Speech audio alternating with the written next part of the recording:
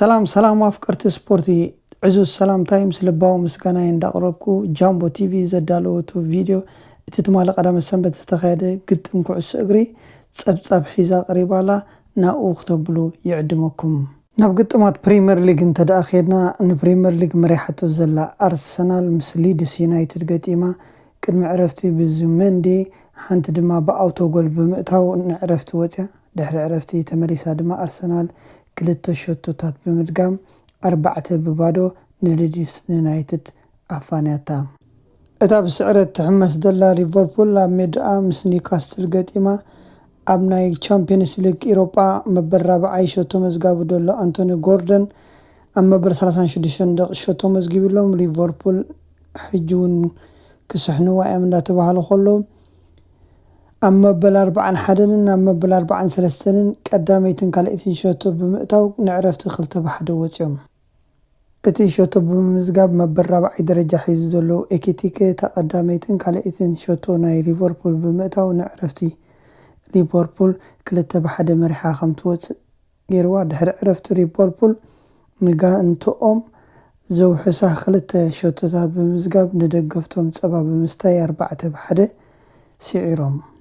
ንዌስትሃም ናብ ሜድኦም ዝዓደሙ ቸልሲ 2-0 ተሳዒሮም ንዕረፍቲ ድሕሪ ምውፅኦም ድሕሪ ዕረፍቲ ተመሊሶም ኣብ መበል 57 ደቂቕ ንቸልሲ ዝኽሕሳ ደሎ ፔድሮ ሓንቲ ሸቶ መዝጊቡ መበል 70 ደቂቕ ድማ ኩኮሬላ ካልአይቲ ደጊሞም ኩዕሶ ተወዲኣ እንዳተባሃሉ ከሎ ፈርናንደስ ሪጎለ ተረኺባ ሳልሰይቲ ሸቶ ብምእታው ቸልሲ ኣብ ልዕሊ ዌስትሃም ተዓዊታ።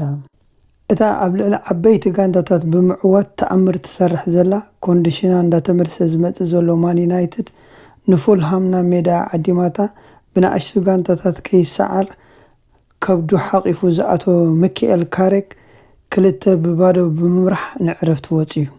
እቶም ከም ዌስትሃም 2-0 መሪሖም ንዕረፍቲ ዝወፁ ማን ዩናይትድ ዌስትሃም ብቸልሲ 3-2 ዝተሰዓረተሉ ድሕሪ ዕረፍቲ ከምኡ ከየጋጥሞም ክከላኸሉ እኳ እንተምሰዩ መበል 85 ኣብ መበል 91 ደቂቕ ማዕረ ስለ ዝኾኑ ካብኡ ክወፁ ኣይከኣሉን።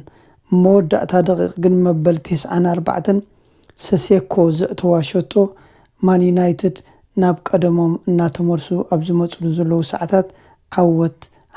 ብሓፈሻ ክለባት ዓዲ እንግሊዝ ኣብ መወዳእታ ደቃይቕ ብፍላይ ድማ ኣብቲ ተወሳኺ ደቃይቕ ሸቶ ስለ ዘመዝግባ ዘለዋ ተዓዊትካ ክትውድቐሉ ትኽእል ግዜ ኣየናይ ግዜ ምዃኑ መሪፅካ ምጥቃዕን ምክልኻልን ወሳኒ ዝኾነሉ ግዜ ሰዓታት ዓወታትን ክሓፍሳ ንሪኢና ኣለና። ስለዚ ናይ መወዳእታ ደቃይቕ ናይ ዓዲ እንግሊዝ ፀወታ መቐረት እንዳሃበ ይመፅእ ኣሎ። ሎሚ ሰንበት ንኣርሰናል ቀንዲ መቐናቕንታ ኮይነን ዘለዋ ማንሲቲን ኣስቶን ቪላን ውድድረን ኣካይደን። ናብ ማንሲቲ እንተደኣኺድና ማንሲቲ ምስታ ኣብ ሕማቕ ኩነታት ዘላ ቶተንሃም ስዕረት ጥራይ ዘጓንፋ ዘሎ ብጀካብ ቻምፒየንስ ሊግ ኣብ ፅቡቕ ቦታ ኣብ ሻምናይ ድወድአት ቶተንሃም ገጢማ ቶተንሃም ንማንሲቲ ኣብ ዓዳ እኳ ክትእንግዳ ከላ ቶተንሃም ግን 2-0 ናይ ማንሲቲ ሸቶ ንዕረፍቲ ወፅያ።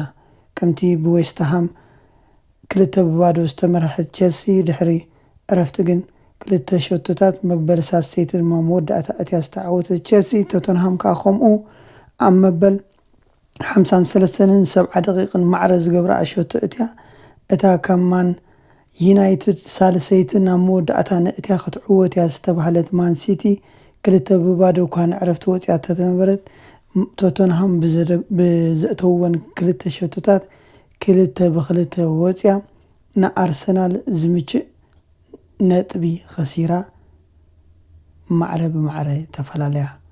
ኣርሰናል ትምሕደግ መሊሳ ትውንጨፍ፣ ማንሲቲ ድማ 47 ነጥቢ ሒዛ ካልአይቲ። ናይ ኣስቶን ቪላ ፀወታ ምስ ብራይትፎርድ እኳ እንተነበረ ኣስቶን ቪላ ረጊኦም እንደገና ናይ ማንሲቲ ስዕረት ሪኦም ክዕወት እዮም እንዳተባሃለ ከሎ ኣስቶን ቪላ ሳልሰይቲ ደረጃ ሒዞም ንፕሪምየር ሊግ ዝመርሕዎ ዘለዉ ኣስቶን ቪላ ምስ ብራይትፎርድ ገጢሞም ብራይትፎርድ ግምታ ዘይተዋሃባ ጋንታ ኣብ ልዕሊ ኣስቶን ቪላ እያ ነይራ። ኣስቶን ቪላ ንክትዕወት ሙሉእ ብሙሉእ ፐርሰንተጅ ሒዛ ዝኣተወት ጋንታ ቅድሚ ዕረፍቲ ብዝኣተወታ ጎል 1-0 ተሳዒራ። ኣስቶን ቪላ ምስ ብራይትፎርድ ድሕሪ ዕረፍቲ ብፍላይ ብ10 ተፃወቲ ዝገጠመታ ብራይትፎርድ ንኣስቶን ቪላ ከረው ብምባል ኣብ ልዕሊ ኣስቶን ቪላ ነጥቢ ወሲዳ ናብ ሜዳኣ ተመሊሳ።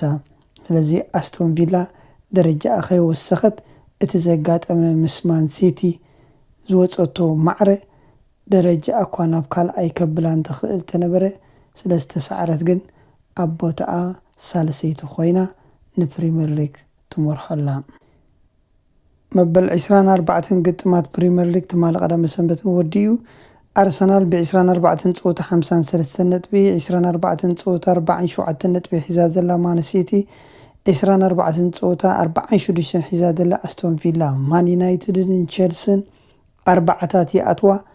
ሊቨርፑል ትመፅእ ዘላ ሰንበት ምስ ማን ሲቲ ክትገጥማ ማን ሲቲ ብሊቨርፑል እንድሕር ተሳዒራ ኣስቶን ቪላ ካልኣይ ግዜ ናብ ካልኣይ ደረጃ ተኣትወሉ ዕድል ክትረክብ እያ። ስለዚ ግጥማት ኣብ ጆኮ ዲ ኢታልያ እንተዳ መፂና ንጆኮ ዲ ኢታልያ ብቀዳማይ ደረጃ ሒዛቶ ትመርሕ ዘላ ኢንተር ሚላን ትማሊ 2-0 ብምዕዋታ ብ55 ነጥቢ ቀዳማይ ደረጃ ቦታ ሒዛ ትግስግሳላ። ካልኣይ ኮይና ደላ ኤሲ ሚላን ሓንቲ ፀወታ ተሪፋታ 22 ፀወታ ጥራይ ተፃዊታ 47 ነጥቢ።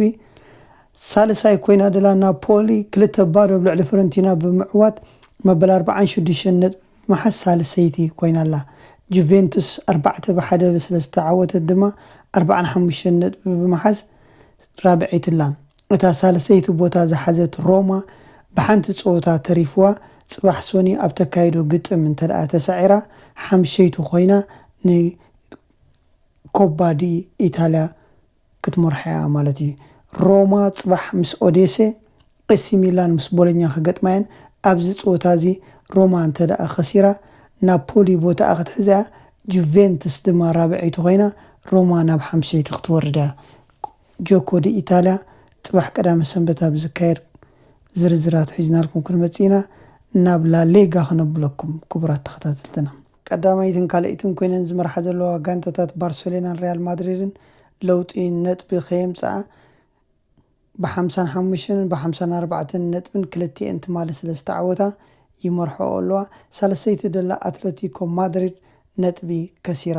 ኣትሌቲኮ ማድሪድ ትማሊ ሓባብ 1-1 ብምውፃእ ሓንቲ ነጥቢ ጥራይ ብምውሰኻ ባርሴሎና ኣብ ልዕሊ ኣትሌቲኮ ማድሪድ ብ10 ነጥቢ ፍልሊ ቀዳመይቲ ኮይና ትመርሓላ። ቪላ ሪያል ሓንቲ ፀወታ ተሪፋቶም ኮላ 42 ነጥቢ ሒዞም ዘለዉ ቪላ ሪያል ትማሊ ምስ ኦሳሱና ዝበለፀት ዕድል ኣምሊጣቶም። ትማሊ ምስ ኦሳሱና እንተዝስዕሩ ነይሮም ኣብ ርእሲ ብሓንቲ ፀወታ ድሒሮም ዘለዉ ኣብ ልዕሊ ኣትሌቲኮ ማድሪድ ብነጥቢ ምበለፅዋ ነይሮም። በታ ተሪፋቶም ዘላነ ፀወታ ድማ ብዝያዳ ማሕዲጎማ ምኸዱ። ስለዚ ላሊጋ ዲስፓኛ ድማ ማድሪድ ካልአይቲ፣ ኣትሌቲኮ ማድሪድ ሳልሰይቲ ብ45 ነጥቢ፣ ቪላ ሪያል ብ42 ነጥቢ ሓንቲ ፀወታ ድሕራ ራብዒይቲ ኣለዋ። ኪሊያን ምባፔ 2 ሸቶታት ብምውሳኽ ቀዳማይ ኮይኑ 22 ሸቶታት ኣቁፂሩሎ። ሞሪክ ድማ 14 ንሱ እውን 2 ሸቶታት ኣመዝጊቡሎ። ቶረስ ከዓ 2 ሸቶታት ብምእታው 12 ሒዞም ንክለባት እስፓኛ ብጎል ዝመርሖ ዘለዉ ተፃወቲ እዮም። ጠቕላላ ፀብፃብ ናይ ቀዳመ ሰንበት ናይ ላሊጋ ጆኮ ዲ ኢታልያ ፕሪምየር ሊግ ወዲእና ኣለና። ስለተሰማዕኩምናን ስለተከታተልኩምናን ኣዝና እንዳመስገና ብሩኽ ቀዳመ ሰንበት ቻው።